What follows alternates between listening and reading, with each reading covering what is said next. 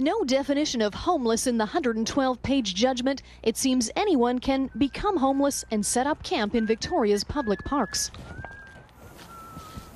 So there's a look at some of the folks that are staying here. And again, we've gone through the bylaw situation that the city announced today. And here we are at Mayor's Grove, and we are heading towards a municipal election. And one of the candidates that is interested in the top spot is Rob Reid, who joins me now. And Rob, you're reasonably aware of what the city has chosen to do with the appeal process with the BC Supreme Court. Any thoughts on what you might do differently if you were there? Well, I think it's obvious in the sense that, we don't want tents first. That's not the strategy we want. We want housing first.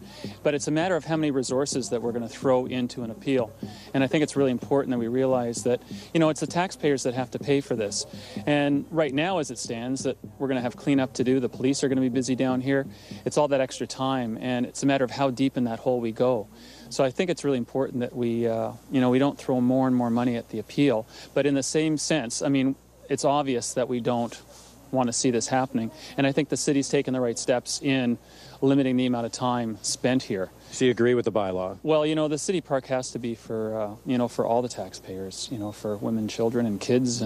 And I realize, what came down is happening now. For the bylaw or the appeal process, if you were a mayor, would you just move on from that, or would you follow the appeal? I'd like to know how much that's going to cost us, because I'd rather put that money into housing, into Ted Hughes and the coalition. I think, that's where we got to put all the resources we can muster into that, and with support of the provincial government. Maybe we get the provincial government to flip the bill on that appeal, because it's not something the city should have to pay for. All right, thanks, Rob. And I know Rob's in a hurry because he's on his way to an all-candidates meeting tonight, where all the candidates will be at Burnside Community Centre on the Gorge. That starts at 6 o'clock.